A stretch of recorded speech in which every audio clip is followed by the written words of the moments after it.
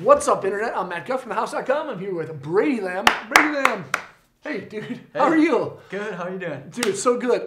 Brady is a Minnesota born and raised rider. You're back in town visiting the family for the holiday season. Yeah. And you've been one of our snowboarders for, this is going on year 2 now. Year number 2. Yeah, Here we go. Welcome. Yeah, thanks for having me. Welcome. Yeah, so I invited Brady in to talk about some of his gear. And I'm like, dude, well, Brady's like big time. Let's get him to sit down and talk about snowboarding. Let's talk. How you doing, man? I'm doing pretty well. Cool. What's the best thing happening in your life right now?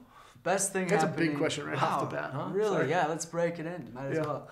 Well, the best thing happening in my life right now is our new DC Transverse video came out today, which is pretty cool because, yeah, worked pretty hard on that. Went to northern Quebec for 2 weeks in early December, and yeah, that just came out today. So cool. It's called DC Transistor? Transitors.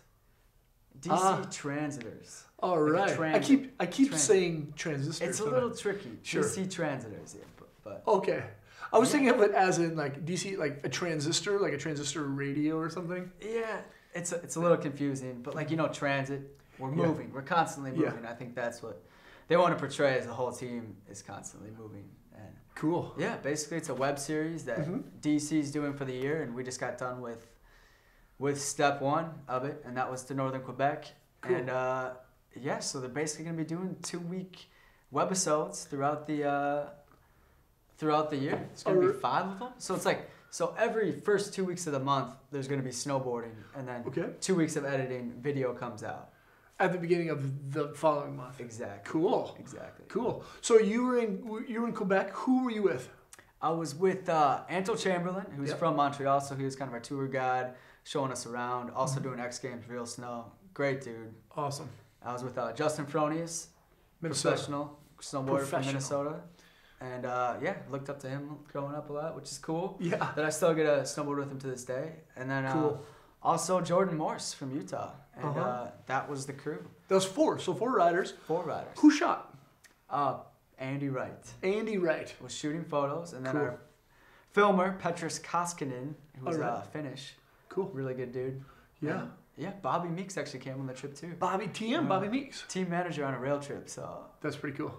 That was interesting, but. Was he, did he feel like a dad figure? Does he kind of like watch over you guys, make sure you're not like messing around too much? Kind of, but not really. Okay. He's almost like trying to have more fun than we are sometimes. Like, kind of a way, you're like, hey, I'm going on a trip. Yeah, exactly. You know, he's there to have a good time. But yeah, he does, you know, he brings us food, makes sure we aren't partying too much. Yeah. And, you know, it does keep things in line for sure. Yeah. But he's there to have a good time too, so wasn't too strict. Sweet. There's some really nice shots. You did switch, backside wall ride, frontside lip. That's heavy. Hyped on that one. That's a nice one. Thank you. Thank you. You did switch front 50 back, same way back 3? Yeah, yeah. Cool. A lot of switch moves. Lots of switch maneuvers. Trying to maybe, yeah. Yeah, so you shot that at the beginning of November. Beginning of December, actually. Beginning of December. So we flew out November 30th. Technically, started the trip November. And then we were there for 2 weeks. Okay. Which, you know, usually that time spent right in the resort, getting your feet back for the season. But we jumped the gun and boom. Went right into it, which how was that? Like you're like the beginning of the season, and you're like, okay, we got 2 weeks, we got to film this thing. how was that going from kind of like fresh legs into like, hey, you got to film this thing? Yeah, it was interesting because in the first place we're wondering if there's even snow. Oh yeah. And then also it's like, you know, you don't want to get hurt early in the season, but you also want to ease into it. You know, it's beginning of December, season goes till, you know, months on end. So you want to ease your way into it, but at the same time, you want to make sure that the video is awesome because it's the first webisode series for DC, and you know, you want to make sure that set the bar high. You know, let people know that. I think you guys did. Be cool. So it was cool. It was super cool. Yeah. Now, so you ride for DC, you ride for Union. Go ahead. Dragon, the House Board Shop, and Nixon. So, Yeah. So you grew up in Minnesota. How did you get from growing up in Chanhassen, Minnesota? That's where Prince is from, isn't it? Yeah. Dude, do you ever right meet down him? the street. You ever meet him? I wish. No? I really do wish. But I did get to go to his studio when he passed away. Oh, really? And it was all lit up and a lot of memorial. Like bet. everyone was writing letters to put up on his fence. Did you write him a letter? I wish I would have. You should have. What's that place called? I don't even know, but it's Something. kind of weird. That Paisley Park. Paisley Exactly. Park. It's like a facility. Huge, yeah. It's a huge facility. I've never been there, and I've Lights never up met him. purple at night. You what? It lights up purple at night. So when you're driving by at night, it's pretty cool. obviously it lights purple. So here's a quick story about Prince. I ate at a restaurant. There used to be this restaurant in Minneapolis called Babalu. It's like kind of like Southern cuisine, kind of. Yeah. And I guess he always used to go there, right? I didn't go there because I knew he went there, but I found out later. So I was eating at this restaurant. And all of a sudden, like Prince and like his buddies like walk in, and like they get this like quiet little table. But what I had found out later is that he didn't place his meals. His assistant would talk to the server for him. No way. Which is like the most bizarre thing ever. That's when you know you've made it. Yeah, you don't even have to. You're not even gonna order your own food. You can't take that energy to speak. Are you there yet for snowboarding? Can you do that? Unfortunately, no. Not yet. The most I can get is like ask someone to give me a breakfast burrito or something. Yeah. Never, no, not that. Never stuff. like that. I order my own food. So from Chanhassen, but how'd you get from Minnesota kid to like traveling around the world filming? You filmed a full part with Method Magazine. You've done stuff with Snowboarder, TWS, like a lot of stuff. What was the first step? How did you get into this realization? Like, I mean, it started at a young age where like I was so fascinated with skateboarding that eventually it got brought into snowboarding. And I mean, in Minnesota, obviously there's snow on the ground almost half the year. So yeah. Got to switch it up, and it eventually started. It all started at Highland Hills. You know, Boom. Thank God for that place because rope tows and kept me outside all winter. And yeah, eventually after a couple years of doing that, started when I was like 9. You started when you were 9? That was young. 5th grade. What is 5th grade? Yeah, maybe like 10 or 11. 10. Actually. Yeah, 10-ish. But I mean, it started in a backyard with the Riva step-in bindings where you just like slide your feet in. Oh, really? Yeah. What was your first board? Do you remember? Yeah, it was a Lamar. Solid. Where'd you get it? Sports Authority. Did you really? But then the board, that was my parents getting me that board. Yeah. Lamar with the race car. And I mean, I was excited because it was my first board. But sure. When I got to pick out my first board, I got a Sims Mark Frank Montoya 140. MFM. And I actually got it at the house board shop. You did? Yeah. Oh, boy. I did. Awesome. Yeah. You still have that one? Yeah. Oh, yeah. Oh, that's sick. And I like to claim that as my first snowboard because that's what I picked out. Yeah. As a kid. And big MFM fan. Dude. I think he's still riding pretty good. Yeah. Maybe. Maybe. Yeah, he's still doing his thing. Yeah. So you graduated, and then what'd you do right after high school? So right after high school, I was kind of in a weird situation where I wanted to go snowboarding, but I also wanted to go to school, like kind of because, you know, that's what most kids do around here is go to college right after high school. And, luckily, I found a place that kind of allowed me to do both, and that was Sierra Nevada College in Lake Tahoe, California. Yeah. And it's a smaller school. They had a snowboard team. Uh-huh. So it's kind of funny. I actually got a scholarship to go snowboarding. That's rad. So, yeah. And I moved out there. Another big part of it was Tommy Gesme, who was my good buddy at the time, still is. And we actually moved out there together, lived in the dorm rooms at Sierra Nevada College, and started riding out there. And I think that kind of broke the boundary for, you know, getting out of Minnesota and, you know, meeting new people and, you know, getting to do events that you don't get to do. And right. Where'd you normally ride? In Minnesota? No, when you were in Tahoe. When I was in Tahoe, I kind of moved out there for North Star. Okay. Because North Star, I grew up watching videos of North Star. And it's like sunny, beautiful, jumps, rails, great park run. But we actually eventually started going to Boreal. Because Boreal was Top of Donner Pass, which is... It's funny because it's like the smallest mountain in Tahoe, which is like ironic because we grew up at Highlands, so we're still going to the smallest mountain. But yeah, they had the best park. They had a cheap pass. But yeah, we'd still go to North Star and also go to Mammoth Mountain. And, cool. You know, just going to places like that, you meet a lot of people and opens up new doors. Yeah, and when you kind of first went out there, you linked up with Ian Daly and Danny Kern. Yeah. And you guys had some really cool video stuff come out of Boreal, very specifically. Big time. Right? Yeah, kind of like the meeting the Strange Brew guys was a big transitioning period for me because I used to do competitions. Yep. Which was a great basis. Like glad that I competed and did all that, but meeting the Strange Brew guys kind of, gave me the opportunity to go like film snowboarding and see that side of it too. Yeah. Whether it's like, go filming in the park and having a good time doing that, or maybe go snowboard in the city or do something like that. And meeting those guys. Yeah, those guys I love. Like we kind of helped some of their projects when they first were starting out, and it was like so cool to see like those guys working together, like figuring stuff out, and the riders, like all the dudes that were in it, were just like so much fun to watch those guys enjoy snowboarding. Yeah. You were in the mix. It was so cool. For sure. Yep. Took the base of getting a van and traveling around the country to go snowboard and make a video about it. So that's right. That was cool to be a part of. Yeah. No, when you first got out to Tahoe, did you have any sponsors, or were you just kind of like free agent kind of thing? I did, but I was going through a Burton rep in Minnesota. Jason Henderson. Yes. Yeah. Thank you, Jason. Yep. If you see this.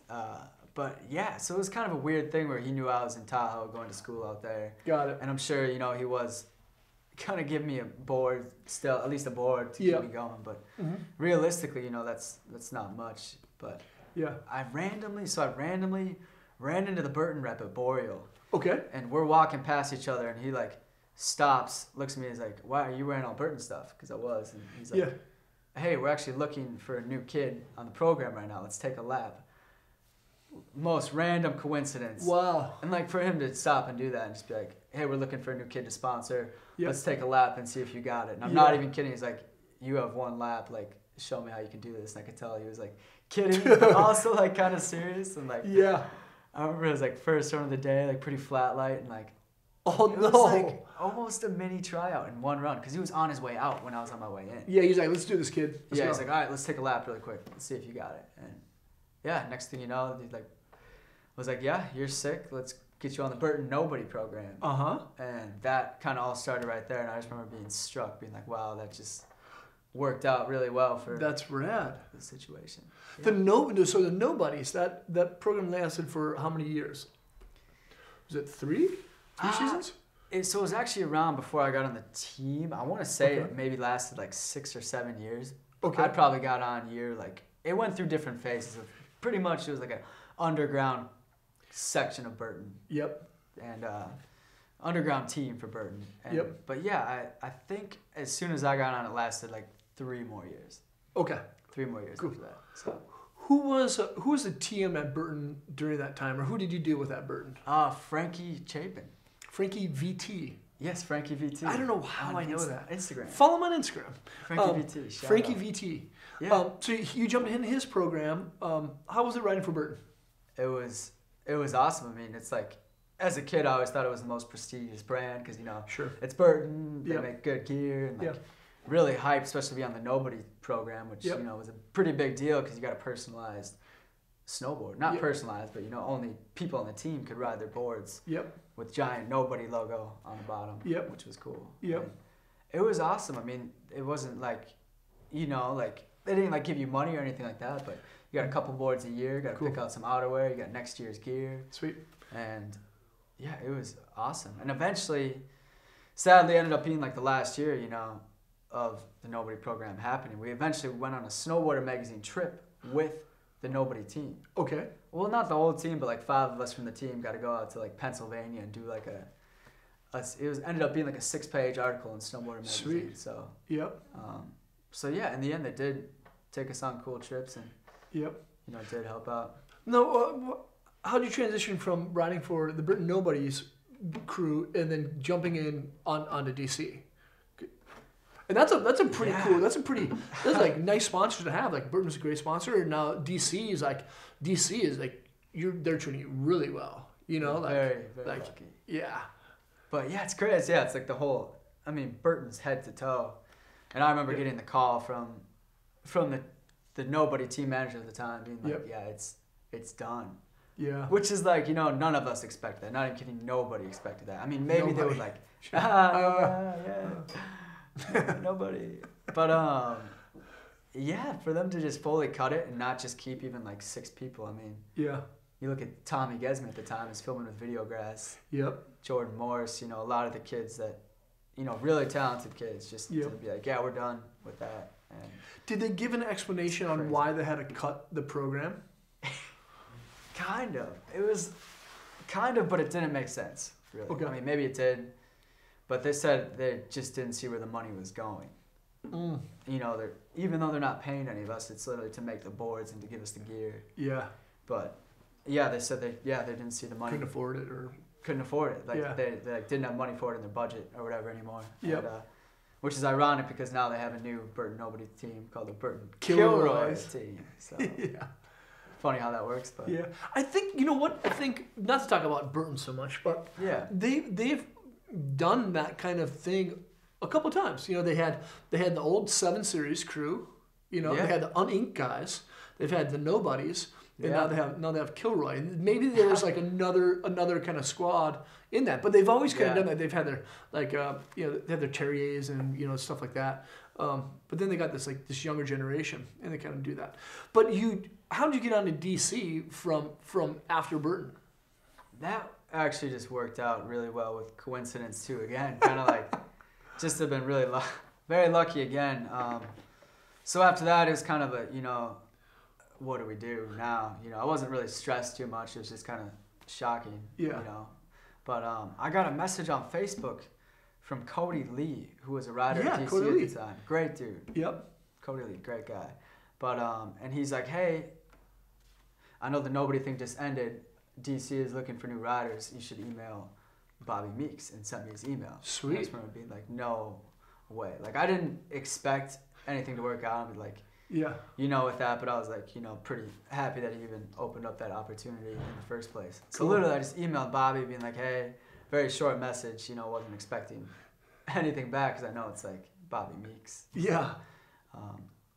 Yeah, and I just emailed him saying like, hey, what's up with the DC team? I heard you're looking for some new riders. Yep.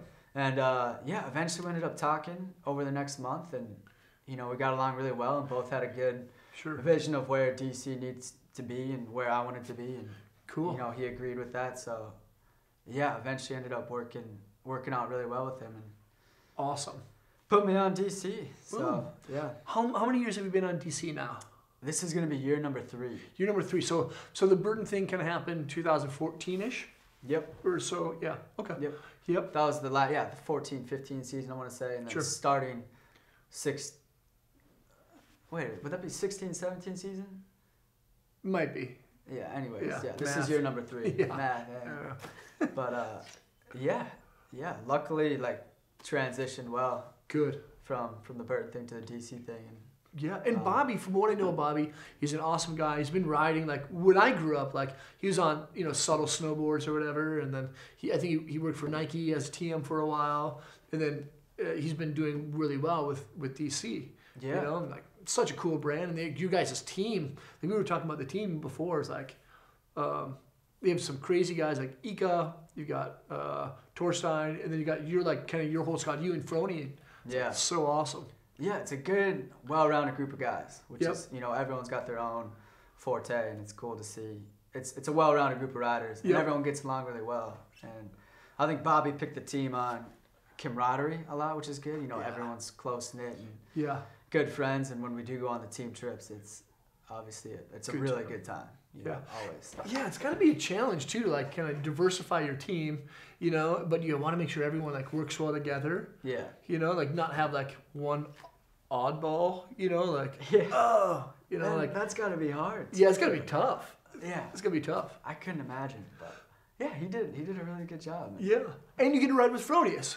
And I get to ride with Fronius. So for you and Fronius both grew up riding Highland. Yeah. How was it when you found out, you're like, oh man, Fronius is on DC, I'm on DC now, how was that like? That was awesome because I grew up watching Fronius snowboard. He was the cool guy at Highland. It's a beautiful back 3. Still to this day, one of my favorite back 3s in the game is Justin Fronius's. Insane. So good. Best style. It's good. Great style. Raised by Highland. Yep. But yeah, it's I looked up to Frony a lot, so it's weird to be on the same team as him now. Yep. And also I got lucky because Jordan Morris, yep, who I was on the Burton Nobody team with, he got put on the program as well. So right away it was like, you know, the team felt good, felt strong. We went on a team trip to Mammoth right when it all happened, and like they actually presented us with these Burton Somebody snowboards. Yeah, I remember that. So I remember insane. that. Very I am funny. somebody. Yeah. In the same font as the Nobody boards. That's funny. And whose idea was that? That was Dave Appel. Was that Dave? That Appel. makes sense. Yeah. And just like kind of like slap Burton in the face, being like, "We're gonna make these kids somebody." Yeah. But it was funny. It's edgy. It was all good. It's edgy. Good-hearted. Yeah. Obviously, those Burton and DC dudes are friends. Obviously, so it wasn't. Now, what was one of the biggest challenges that you faced when like kind of getting to your spot? Because it sounds like you've always been a really good rider.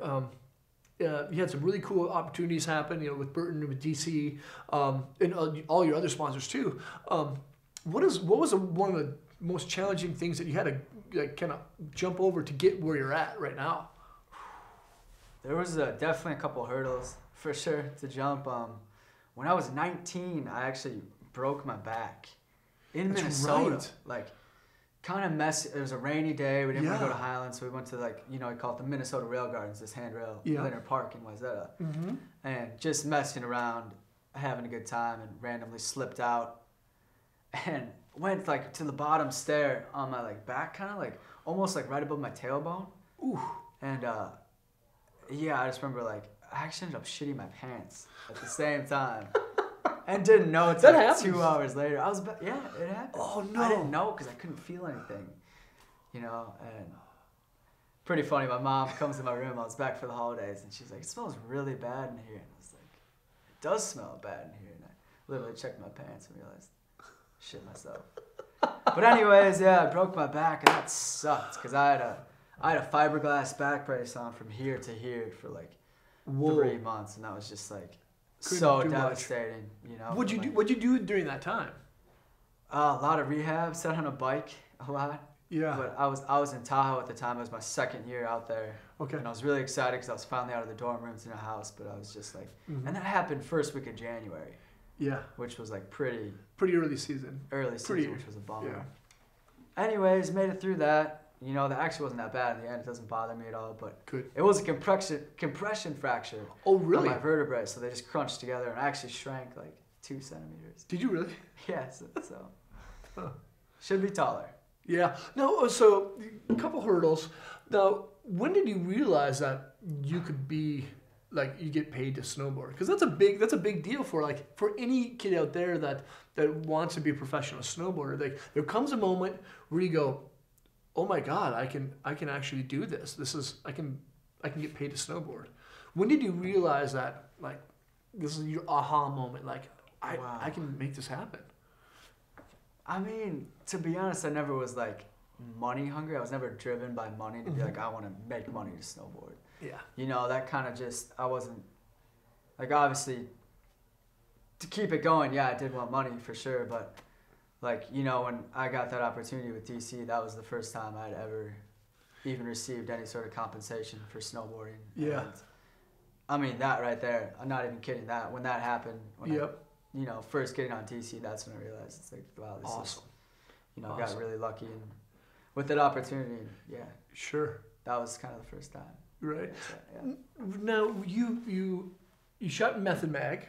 Yep. That was an awesome part. Thank you. The new DC little mini-series video was really good. Yeah. You've been invited to a lot of like snowboarder and TWS stuff. Mm-hmm. What's the future for Brady look like? Where do you want to... How old are you now? 24. 24 years old.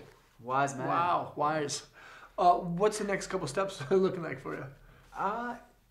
You know, this year at least for this year, I'm gonna continue doing the DC Transverse series, and I got 2 more trips planned with that, which is gonna be pretty cool. Yeah. And then on top of that, I'm actually gonna do the Method Magazine movie again. Ooh. They're actually doing another movie this year. It's cool. And a little bit smaller crew with some different riders, and you know that's cool because they take you to random places in Europe. So. Is it all gonna be? Is the whole thing gonna be in Europe? Not necessarily. I mean, you can film wherever, but a lot of the riders are European based. Yep. Which I like a lot because then you get to go to weird places like Czech Republic or Sweden or Finland. You went to Bulgaria, right? Yeah. Good time? Yeah, good time. Pretty weird. Eastern Europeans are definitely a different breed, but Yeah, it's crazy. Well, that'll be good. Method Mag, I love what Method's been doing with their apparel too. You know, they've been making tees and hoodies and stuff. Like, I'm probably gonna buy one. Pretty sick. You know, and they have a second movie coming. Yeah. Man. So, yeah, they're keeping it going. So. Jeez. Like Red Bull TV type stuff. Yeah. Yeah. No, Wind. You're gonna be doing this for a good amount of time.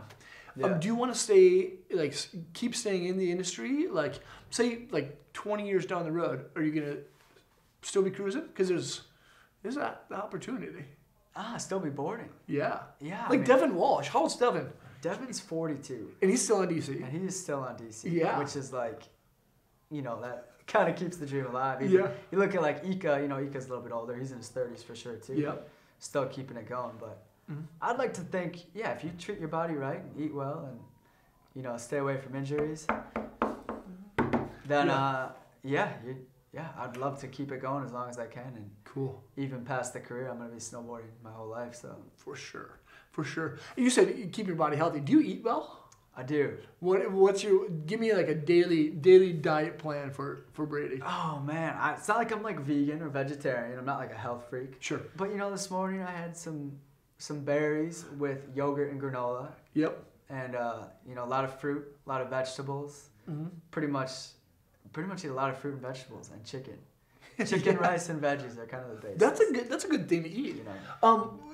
Now, do you do a lot of things to keep yourself healthy besides choosing to eat the way you do? Yeah. Okay. For sure. I stay active, definitely. I stretch a lot. I've been stretching a lot lately. And not lately, I've kind of been doing that for a while. Been, stretching for sure. And sometimes, exercising. Yeah. Been into skateboarding, biking, sure. Just making sure my body's staying moving and flexible. So. Yeah. Do you think within the kind of spectrum of snowboarding that you do, within the scene, with your peers within snowboarding, do you think people need to take better care of themselves? Like going out and partying is one thing, but also like just eating well, stretching. Do you think there needs to be more of that? I would say that I think the snowboarders nowadays are getting more conscious of that, which is cool. I've noticed a lot of my friends that are pretty big into the scene and really talented snowboarders are eating well, are stretching, are exercising, are taking care of themselves. Mm-hmm. And I think people are really starting to pay attention to that. Good. For sure. Yeah. And obviously there's still gonna be the partying thing. You're still gonna go have some beers with your friends, but as long as everything in moderation. Right. But, including Instagram posts. Including Instagram. So Brady and I were talking about Instagram, and skateboarding and snowboarding are totally different. Yeah. But it's skateboarders have a lot of followers. Snowboarders are starting to gain, in general, as an industry, more followers. Yeah. But it's there's a lot of really core rail guys that don't post that much snowboard content. Yeah. Why do you think that is? I think they want to show the real life as opposed to just their snowboarding side. Yeah. And technically, if you're a sponsored rider, who says that you have to promote yourself? The company should be promoting the rider, not the rider promoting himself. Sure. Yeah. So I think that's where a lot of it comes by. Is you shouldn't have to post a photo of yourself snowboarding every day because the companies you snowboard should do that for you. Yeah. And I think that a lot of the people like to show their personal life on Instagram. Instead of promoting themselves. Because a rider's life is more than just snowboarding. Exactly. Yeah. Exactly. It's so fascinating to think. It's a lifestyle. It's not. Right. You eating chicken and rice. Do you take a picture of your food? No. No, not at all. I don't. So who do you think is who's the next kid on the come up? The next kid on the come up. I'm just throwing some random questions out. I'm down. It's funny because on the come up, it's hard to say because the younger kid right now I'm really looking up to is Craig Cameron. Cool. It's Craig Cameron. He has been ripping. Boreal guy as well, but from Minnesota originally. He was actually out the Tahoe crew with us now. And did Craig grow? Did you guys grow up together? Yeah, Craig went to Minnetonka High School as well. Huh. So, yeah. And it's cool to see he's finally getting some recognition for snowboarding because he's always been good. And now he's doing projects with Adidas and getting to go on all these international trips. And awesome. You know, his footage is always really fun to watch. Cool. I think he just didn't he just get a couple shots in the new Jake Durham House Call Only project? Yeah. House Call Only. That's pretty cool. Really good project. Yeah. Okay, so you're back here shooting a lot of cool stuff. Now, is there one thing that you regret doing or not doing, like in your riding? Yeah, I'd say when I was younger, I was a lot into jumping. Sure. On a snowboard, you know, I was really into like jump style and it's pretty much just hitting jumps. And I kind of the past couple of years I've gone more towards the rail path. And luckily last year I did get to hit a couple backcountry jumps for the first time. And what I'm saying is that felt good. And yeah, I'd like to get back into jumping on my snowboard again. Really? Yeah. And, like park jumps or backcountry? Hopefully backcountry. Cool. It's such a different ball game, and yeah, I'd like to get more into hitting backcountry jumps and going out there. So yeah, how does it feel to be like a Minnesota rider like who usually rides hard pack into like a rider who does backcountry? It's definitely pretty crazy. It's not Highland Hills out there. Yeah. I mean, like, let alone the snowmobile is like the biggest part. I mean, getting there is crazy. You know, you're pinning it up like steep faces, holding on for dear life, and then, God, yeah, I kind of just got thrown into it last year, kind of like, you know, very different, but. You're coming along. Let's go. Yeah, pretty much. It was like, you don't have a choice. You're coming out with us tomorrow. Wake up at 6 a.m. Let's go. Instead of noon or whatever. Yeah. Yeah, exactly. You're not going to the park. It's productive. Awesome. But now with doing that, like who was like someone that kind of like helped you, like, hey, this is how you ride backcountry? Is there anyone that kind of like was like, I gotta watch this guy more, or like, you know, be a part of something like to help me get there? Yeah. Or kind of. Yeah, you know, I was gone last season a lot, but in the springtime when I was back, I was in Tahoe, and a group of kids out there was still hitting jumps, and that was like Tim Humphreys and now Romanek kind of were the ones to drag me out into the backcountry and say, hey, we're going to hit this jump. You're coming with us. And yeah, that was pretty cool for them to bring me along, even though I was very scared. That's awesome. Yeah. Now, do you have any parting pieces of guidance for any kid who's from Minnesota or wherever to like, hey, do this if you want to keep snowboarding, you know? Yeah. Or what advice would have liked to hear growing up about being a rider? Okay. Yeah, I guess I would say, you know, it's about how you personalize your snowboarding. You know, it's like, it's your personal style. Yeah. Don't worry about what other people are doing, or if you haven't learned the new double cork or the new trick, or like, you know, that's not what it's about. It's definitely about, you know, people want to see how much fun you have on your snowboard, and that, you know, people can tell. So I'd say it's not about the moves, and style is everything. As long as you're having fun and it feels right to you, then. Amen. That's perfect, because like snowboarding almost has come to a point where it's not accessible. Like the tricks, you know, like you watch TV or you watch like whatever, like you see these guys going like switchback triple 14, and like it's the announcers can't even say exactly it. They're like stuttering. Exactly. And like, so seeing snowboarding become a little bit more fun for kids who are watching it is like just so much of a better thing. Yeah, 100%. Yeah, I agree. That's Bring it awesome. back to its roots. Bring it back to style. Brady, man, thank you so much for being here. Yeah, seriously, appreciate it. And thank you guys for watching. If you guys have any comments or questions, make sure to leave them below. If you haven't done so already, remember to subscribe to the channel. You can check out some other videos that Brady and I shot today with the DC gear, Union stuff, and some dragon gear as well. Yeah. Yeah, cool. Dude. Thanks, man. Yep, thank you. Thanks for having me. You're welcome. Peace.